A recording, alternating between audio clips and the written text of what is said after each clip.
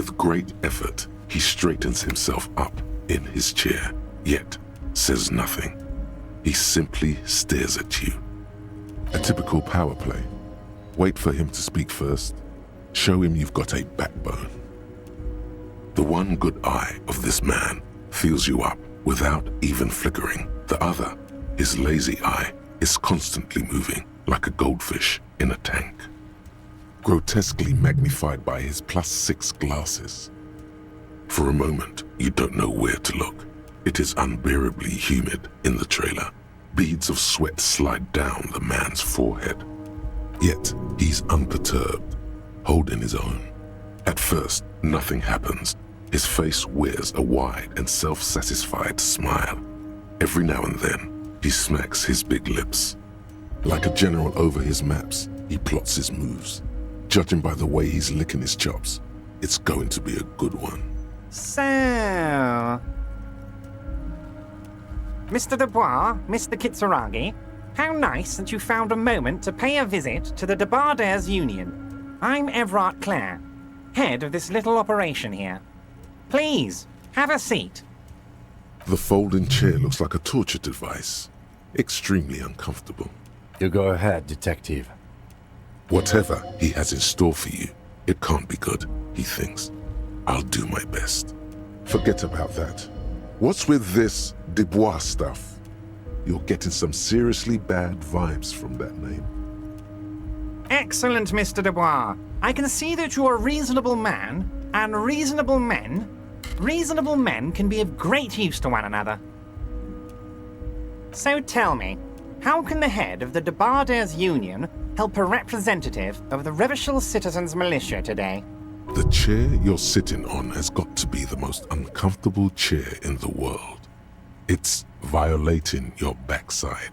Oh, by the way, I heard you got a rather rude reception from a certain Lawrence Gart. Some people have no manners, it pains me to say. This should take care of that nonsense. It should be sufficient to cover your expenses for a few days and patch over your differences with a cafeteria manager. Go ahead, take it. Wow, that's 25 real. That's good money. You need it. Yes, I know Lawrence. He's a real character. No union man in him. A real piece of work, that boy is. Okay. I respect a man with principles. No handouts, then. Now, I'd like to set your mind at ease about one other matter. Your lost gun. Let me assure you, Union people are on it as we speak. I've got my best hounds looking for that lost gun. His slug-like lips move, but all you hear is an echo.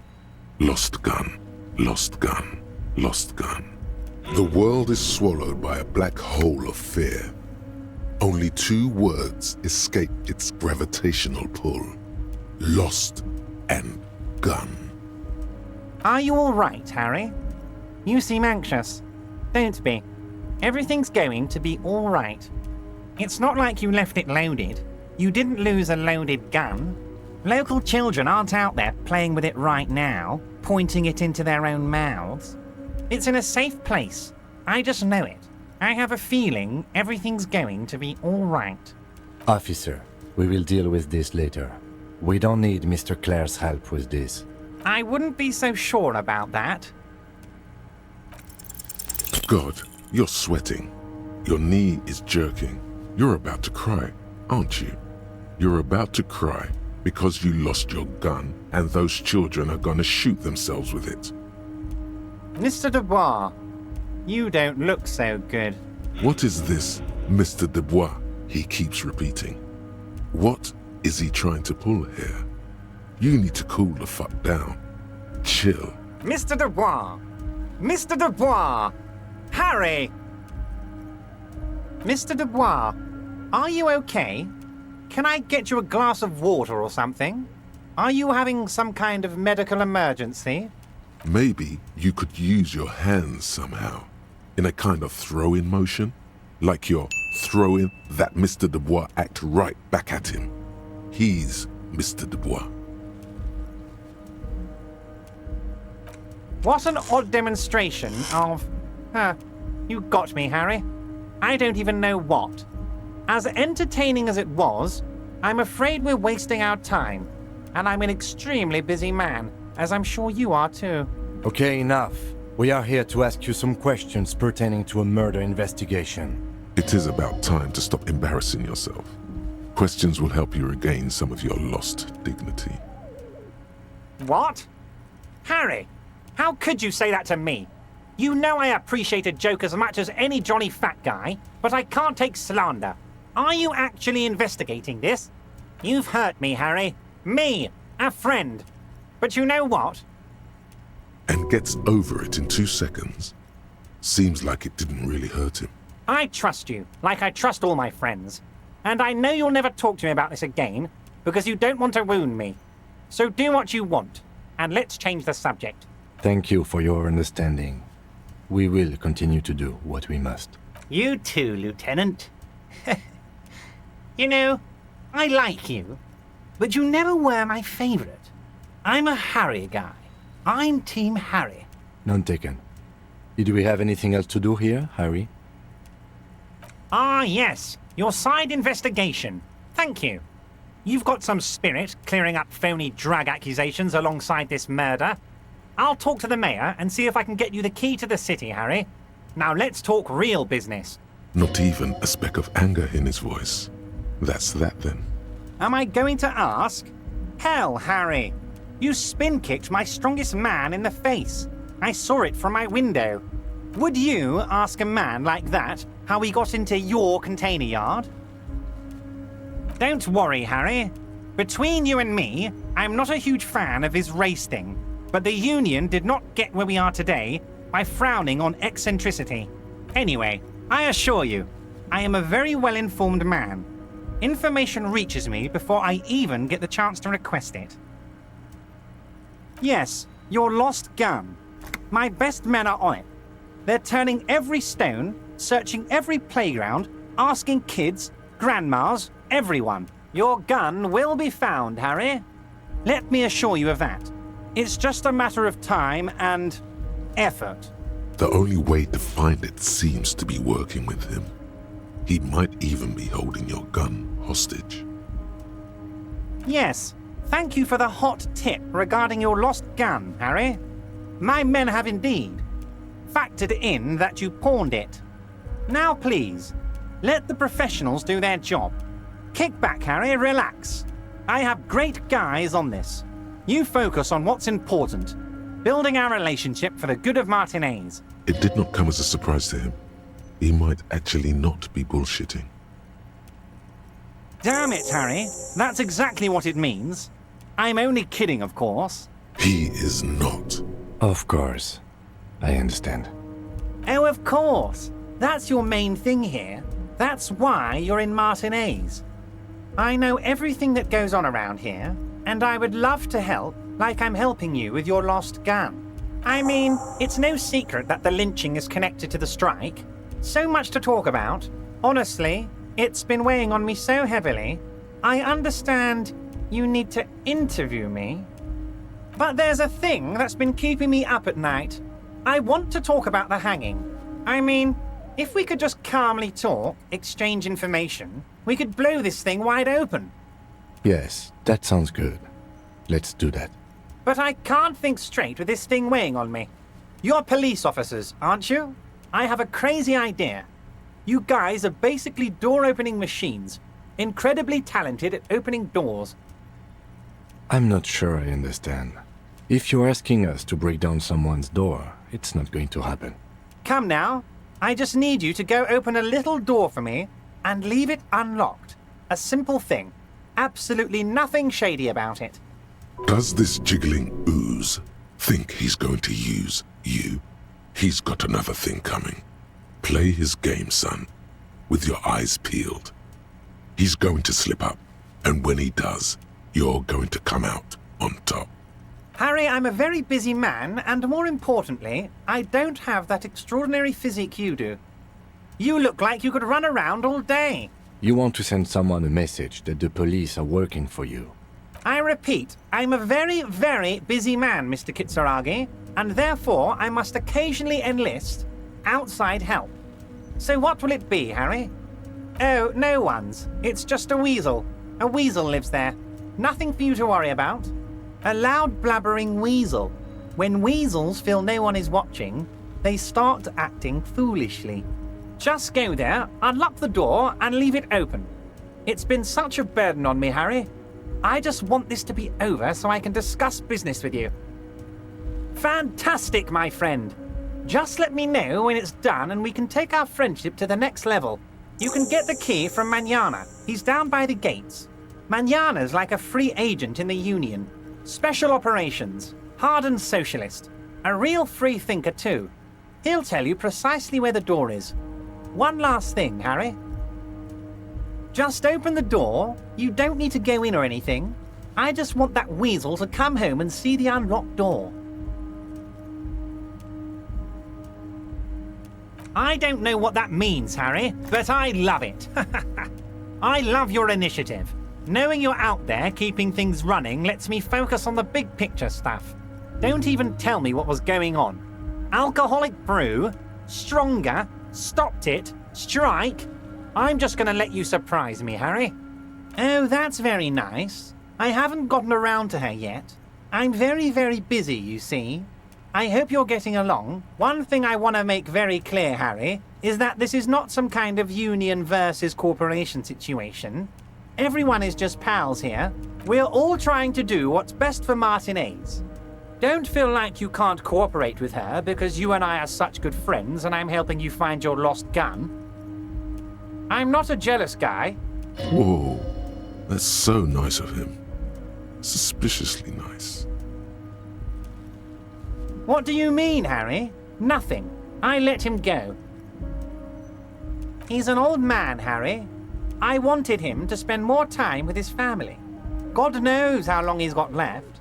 Harry, I have little people in my organization. I would never call someone a midget. What is this? Honestly, I'm beginning to think you're a midget, Harry. I'm only kidding, Harry. You're not a midget. No one is. We're pals. It's hard to say if he really lost his temper, or if this is another one of his tricks. This man almost never angers visibly. I'm just a nice guy, Harry. I wouldn't be where I am now if I wasn't nice. Politics is all about emotions, and I want you to have positive emotions when you think of me. Okay then, positive emotions it is. You like positive emotions. Vanished? Harry, the woman left her casserole in the oven and couldn't make it here in time for the voting. Oh, did I leave my casserole on? Better go home and check. The election can wait. When she got back, the whole thing was over. If she actually wants to see me, she will find a way. Any good negotiator would. And I just don't have anything to discuss with a bad negotiator. He doesn't want to see her. It's as simple as that. Of course, Harry. Let me just assure you one more time.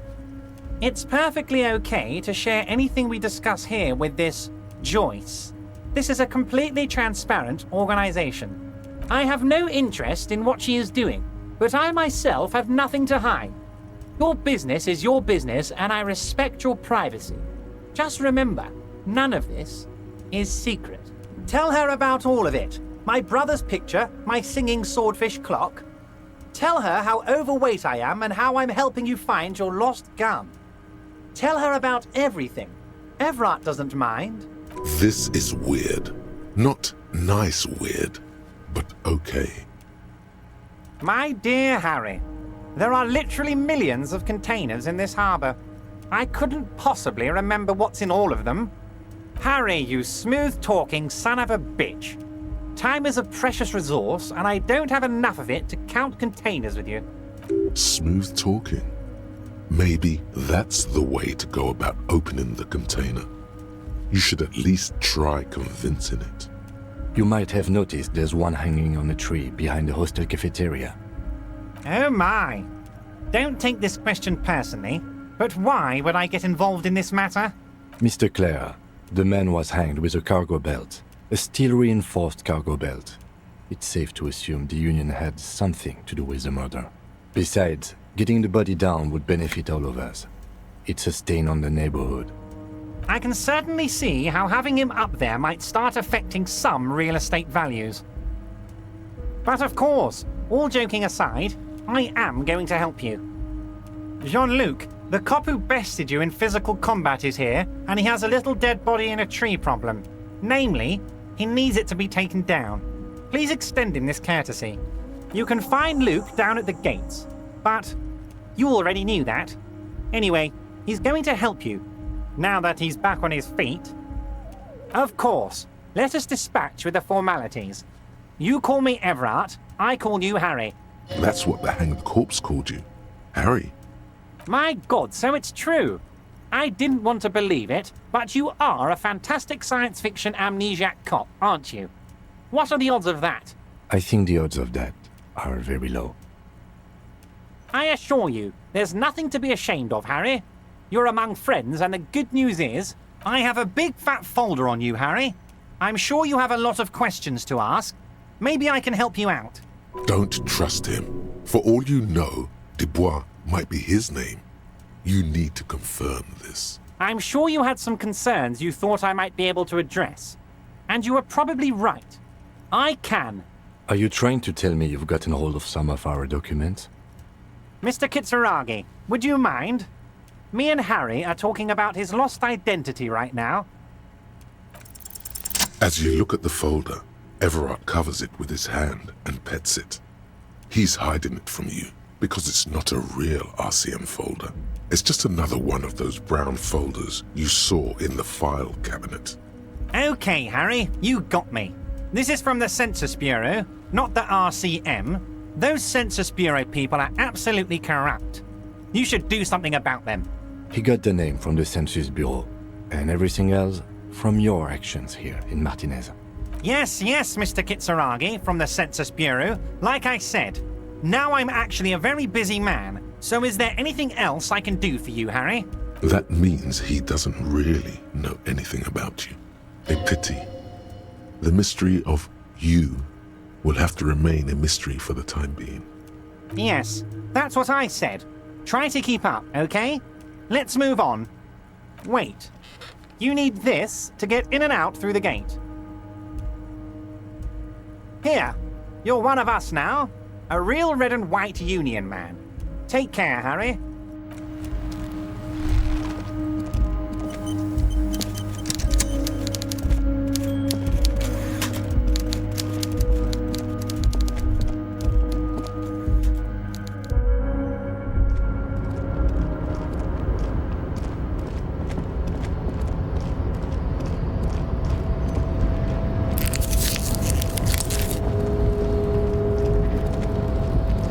You're back before the cargo.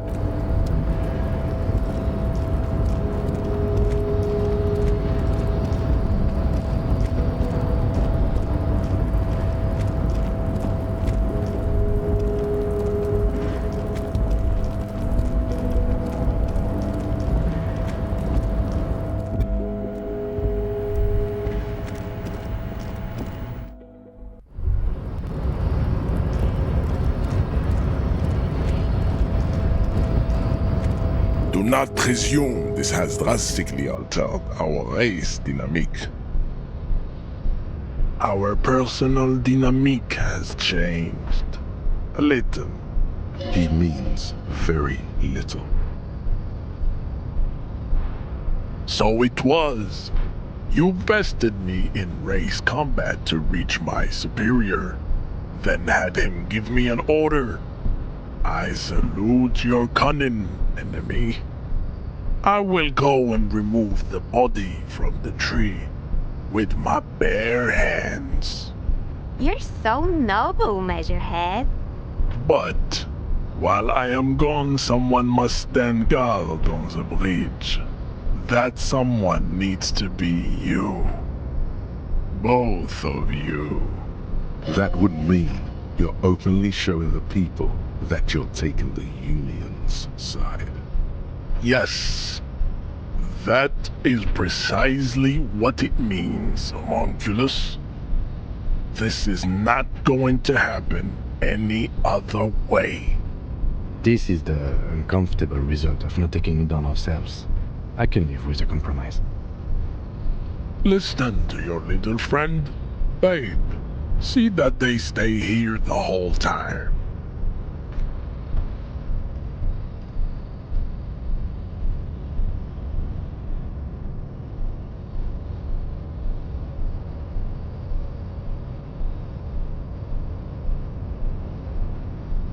The woman's gaze follows Measurehead as he leaves.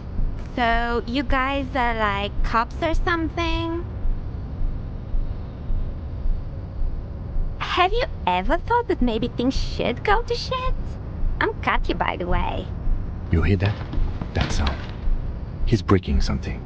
Yeah, Jean-Luc must be really tearing it up over there. I wish I could see it. Look at you! RCM rent-a-cops! Guarding that bridge like Evrot's lapdogs! Is this where it's at now? The RCM is for sale! And who are you? What is your business here? Why are your clothes 4 sizes too small for you?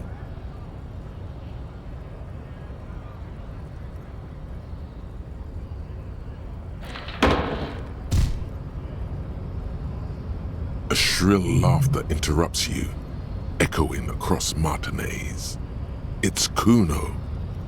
Then the man turns to look behind him at the behemoth appearing around the corner, approaching him, walking past him.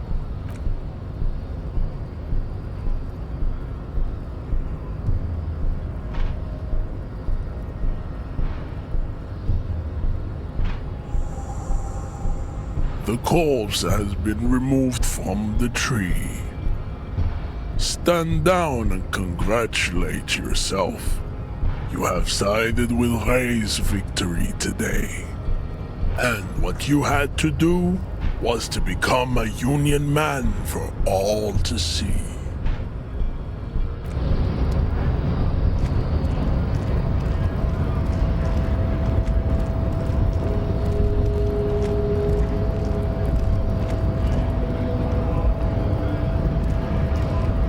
So, how'd you like our harbor? It's but a rest area on the path leading across open plains. Right, you talk to the boss eye to eye, like men of the plain. If you have any more questions, I'm set to talk. A key, huh? What door is this key supposed to open? Oh, say no more. I got you. I got that key right here. And let me tell you, it's mighty good of you to help us out during the strike. Working class solidarity, as they say. I knew this man was a commie. And it's a good thing you're doing too. Thanks. What you're looking for is a basement door behind the greenhouse. That's behind the whirling in rags. That's all I know. Our organization is what you call compartmentalized. Means we keep out of each other's business. Okay, but where did you get the key from? The janitor gave it to me. Nice fella. We talked about life and things that really, truly matter. None of this mess we're in, this jiving and juggling. What's it for? To feed our children, I guess. I'm more of a philosophical dock worker. I like to talk about the big picture stuff. Who I am, who you are, what we are fighting for. Who he is, and what they're fighting for? This is interesting.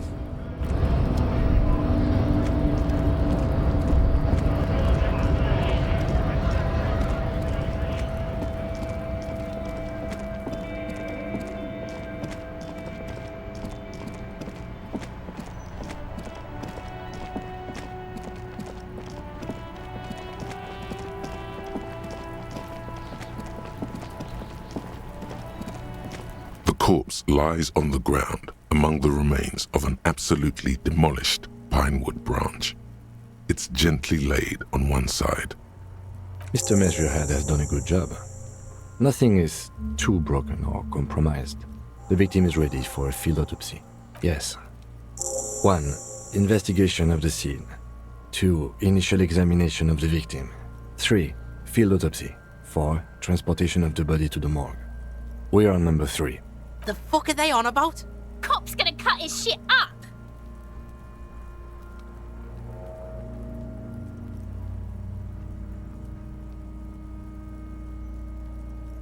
The lieutenant adjusts his glasses and takes a deep breath. Come on, officer. You know what a field autopsy is. You've done 100 of them. There truly is a time for everything, even for yellow gardening gloves. However, they are lacking hygienically. I suggest you get in there in limited capacity. I'll ask you when I need you to. For the most part, maybe I should handle the contact and you take notes? That's right. The dead man stares in silence as you crack open the ledger. The bright red paper is covered in boxes and lists, describing the condition of his skin and organs in 3 parts. Above those, an 11-field info form needs filling out first. It begins with, That's you. the corpse is indifferent to your scribblings, just lies there. The next box says, KK57-0803.0815. Next, we've heard the nom de guerre, Lely. It's better than nothing. What's next? Date of birth? NA. Roughly 50. the corpse looks ageless, like meat on a hook, teeming with opportunistic microorganisms, letting out a foul-smelling diamine compound. Your eyes turn watery. Mondial. The pudgy mess of curdled meat looks neither mondial nor anything other. Fucky! Male. Pigs can have sex! Nor does he look male, with his pregnant belly and indistinguishable face. We're still going with March 4th. 51. What else? 9. Body identified by is non-applicable. 10. Case number is the same as the coroner's case. KK 57 0503 0815 listens, motionless, with the cargo belt still around his neck. Only one box remains. None. At least not after the initial examination. Interfering with the body's position or wounds post-mortem. How did you not know that? Aren't you a cop? You're leaving a weak impression here. Say something sure-handed. Don't overdo it. It's okay to be unsure. A silent nod. The lieutenant places his gloved hand on the corpse's chest, as if in preparation. We should start the post-mortem. The corpse cannot feel Kim's hand on his chest. It no longer meaningfully interacts with its surroundings. A thicket of boxes and lists on red copier paper tries to answer why. Clothes. The deceased wears armored boots and white briefs. The make of the briefs is Babrodine, I think. Let's see. See, it's happening. Babrodine, yes. Inexpensive. Size M. Color white. The disappointment is palpable. The red-haired thing was expecting something more lurid. The boots are ceramic, vitreous enamel. They are fused to his skin from blood flowing downward post-mortem. Removal of the boots is left for processing. Tattoos. The upper torso is covered in a single continuous tattoo, resembling a national pattern. It reaches from the right shoulder to the heart. The ink is blue and white. The assistant has a color photograph of the markings, to be added to the case files as document A1. The photo is taken on the scene, using a Trigat Mini. The deceased has a cargo lashing belt around his neck, tied with a hangman's knot. Color yellow. Length 3 meters. There is a buckle on the other end. Well-nourished, athletically built, measuring 1.8 meters. Generally consistent with age, about 50. Preservation is good. Ambient temperature, below freezing. The spine is bent more than the lieutenant compensated for. This buster's actual height is about 1.85. And no, you could not take him straight on. Of course, I undercompensated. Body hair is light brown. Distribution is consistent with age. The deceased had male pattern baldness. Hair is combed back, short. The hair under your latex fingers feels cold to touch. wet. Lividity is consistent with hanging. The head is congested. Contusions are present on the head, chest, and thighs. Consistent with stones thrown post-mortem. Low velocity. Fucking low velocity? You think Kuno doesn't know what you're talking about? Velocity was fucking max. Talking shit about Kuno's velocity. In addition, there are bite marks on the face, scalp, and chest. Consistent with predation. Ligature mark. The steel wiring. There's too much of it. We need to remove the bell so we can get to the ligature mark. You got just the right tool for that. The chain cutters.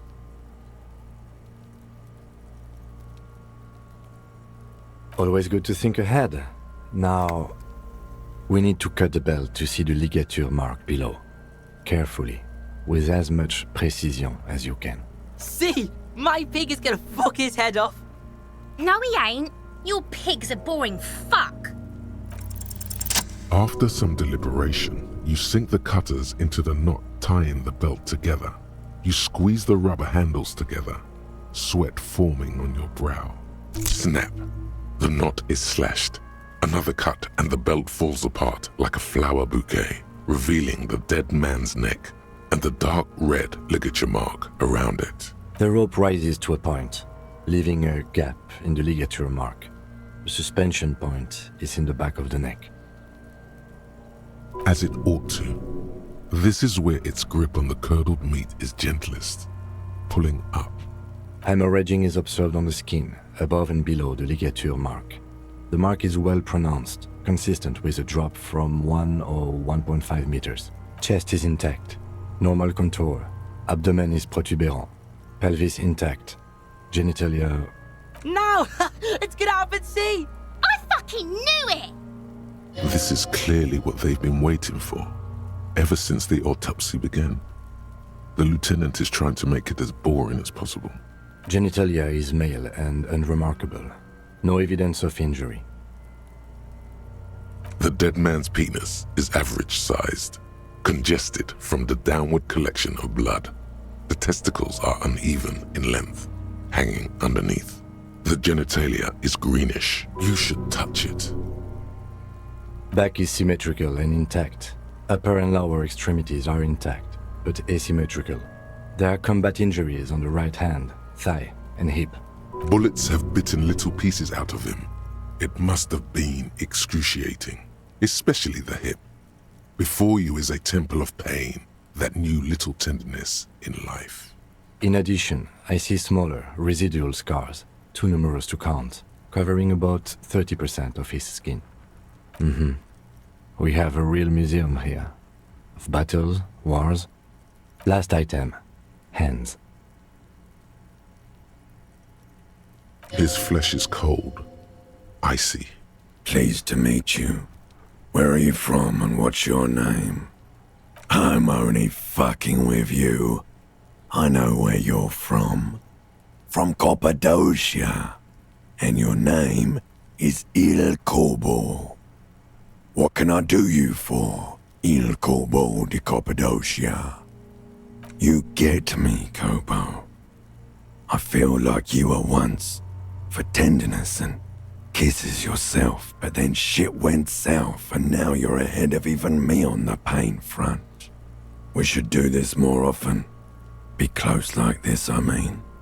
Hands are clean. No sign of injury from struggling. I was. Maybe I'm just not seeing them. Honestly, this stench is making it hard for me to think at the moment. Ooh. That's all for the external. Well done. What next? Central nervous system. I have nothing. Do you have anything on this man's central nervous system? You don't even have a joke. Musculoskeletal. Purge fluid is coming from the mouth. Not injury related. Eyes and tongue protuberant. Hyoid bone. Let's see. With his eyes almost closed, the lieutenant puts his hand on the dead man's throat and begins to massage it, gently. A rotting smell erupts from the mouth. Purge fluid runs down his lips, black and viscous. Yeah, jack that fucker off! The hyoid bone is fractured. The rest of the musculoskeletal system is intact. Unremarkable. Respiratory system.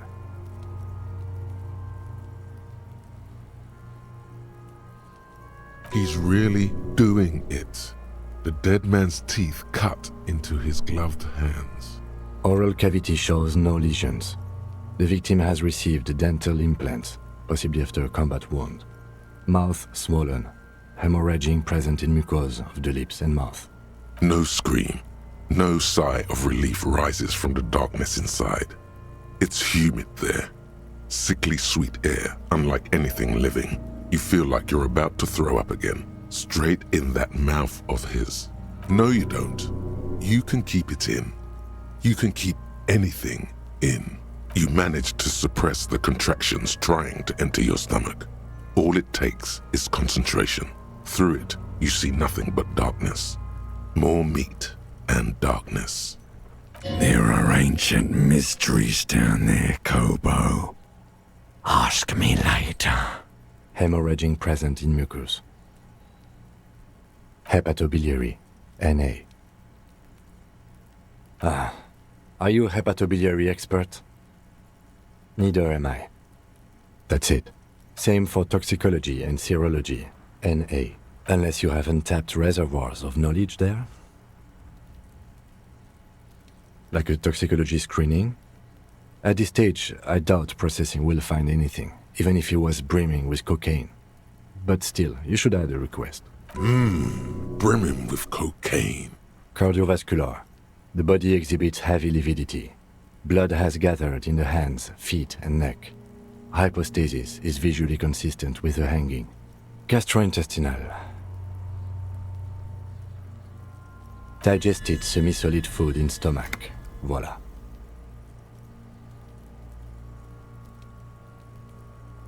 What's next on the list? Let's see. We have bite marks, contusions on the head and chest, and a ligature mark encircling the neck. You'll need 3 fields. Leave a 4th one too. Oh, so we inflicted them? Okay, so there's a spin-stabilized munition from a Kiel A990 muzzleloader lodged in his lung. I don't think we should mention that. Better not to muddy the waters. See? These pigs are fucking corrupt. Why don't you fuck him if you love him so much? Now, injuries. Head, chest and scalp bite mark injuries. Predation by birds has caused damage to the body. Odontologist does not need to be consulted. And your opinion, officer? Agreed. Next injury? So, the scalp bleeds from a post-mortem head injury, a stone. The injury does not have the rim of an early inflammatory response. The perpetrator on the scene has confessed to causing it post-mortem. At maximum velocity, fucko! Has confessed to causing it at maximum velocity. Coagulated blood sticks to his scalp and chest, where the countless stones have hit the dead man, beneath the description of injury. Right. Next? Nothing. Just in case. A dark red abraded ligature mark encircling the neck, with a gap on the nape measuring, let's say, 7 centimeters. The hyoid bone is fractured, the cervical column intact. I see hemorrhaging on the skin, above and below the ligature mark. Depth of the mark, 1 centimeter. No signs of clawing on the neck. Below the note, 2 customary boxes wait to be ticked. The man's head jerks to the side. The ring around his neck is visible. What was that about no clawing around the neck? You'd be clawing for your life.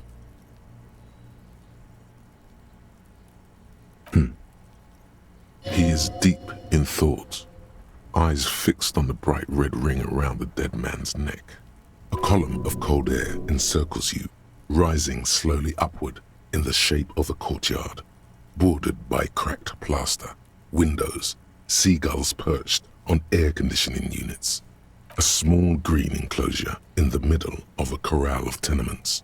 Cape-side apartments, whirling in rags and the fortress wall of Terminal B. Above it, a thin blanket of coastal stratus clouds. Higher yet, coalition airships guard over the 21 cordons of the zone of control.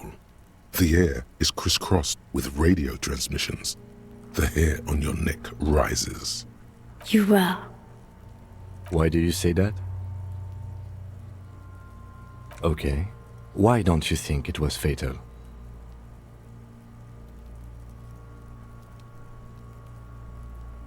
Honestly, I'm not sure there weren't marks on his wrists. That part got blurry for me. The stench. But you are right. There should be signs of struggle. Let's leave the cause of death empty for the time being. Let's wrap this up. I pronounce this field autopsy over. It was an irregular field autopsy. We did not establish cause of death, which is supposed to be the goal of an autopsy. But personally, I do not see this as a parameter for success. We also requested a toxicological screening. That was thorough. The results should arrive in a couple of weeks, if we are lucky. I will not hold my breath. We were thorough with the list of injuries too. We described them all in detail. What is there to say? Given the circumstances, it was a professional field autopsy. Oh yeah, well done, Master Detective. Maybe a drink is in order? I need a copy of that autopsy form. Then I will drive him to Faubourg for processing. He's thinking, did I miss something? Shoot, Looney Rooney. Oh yes, Kobo mi Lobo. In the gift horse's mouth. Tracts and wakes and waterways. Ancient materials buried. Just a small gulp away. My beloved, come back later, Kobo. You run your hands over the victim's cold body, his limbs, his torso with its swollen organs. Maybe you should be more thorough. The corpse seems to yawn contentedly, as though it's glad you've run out of steam. Do you think we missed something? You can't shake the feeling that there are more secrets concealed in the flesh before you. Okay, well, we are in livor mortis here. He is disintegrating.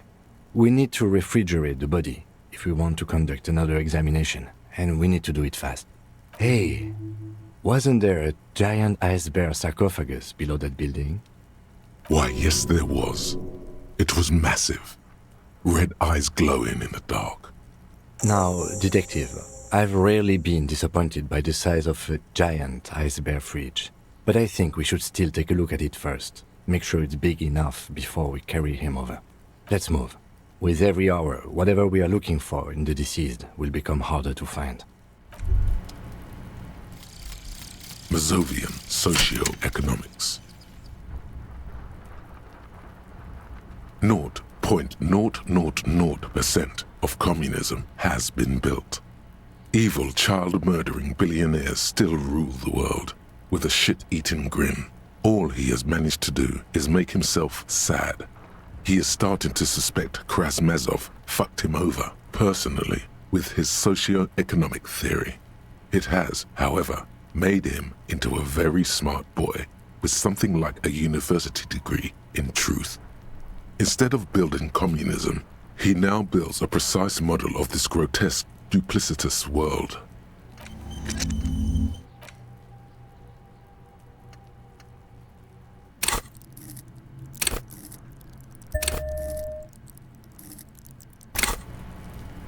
The man is deep. The lieutenant adjusts his glasses and takes a deep breath. You really ought to wait until the cadaver is refrigerated.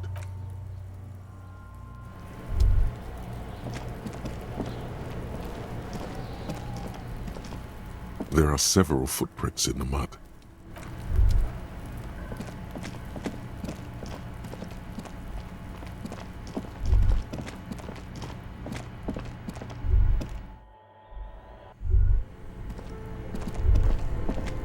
Both cables are unplugged from somewhere in the dark. Somewhere, a machine hums along with the current. Something close to you. Why did you do that? The lieutenant. This orange machine is dead still. You slip your fingers under if you want to try.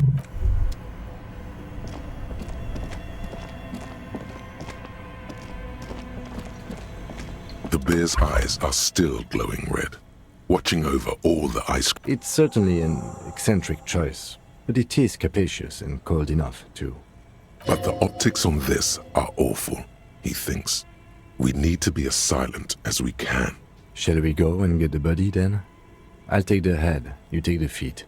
The stairs won't be easy, but we'll manage. The two of you. Easily. The body is heavier than you expected, and stinkier. It takes half an hour to get it down to the basement. Then 10 more minutes to stuff it into the fridge. The lieutenant takes a step back to admire your handiwork. Beautiful. A dead body in a nice bare fridge. This is some of the best police work I've ever done. You've definitely earned a drink after this. Perhaps even some pagan rites. No, not really. Look at that. What have we done? We stuffed a dead body in a nice bare fridge. This story does not leave this room. He means it. He doesn't want to be the ice bear cop. As impressive as the fridge is, this is a small victory, among numerous defeats. At least we've stopped the body from decomposing further. Now you can conduct another inspection, under controlled circumstances. Inside the icy realm of the ice bear fridge, the corpse stands slumped, waiting. You touch the dead man's body. His skin is cold, light blue and silvery in the light of the fridge. You still have no idea where to begin. It'll come to you sooner or later. At least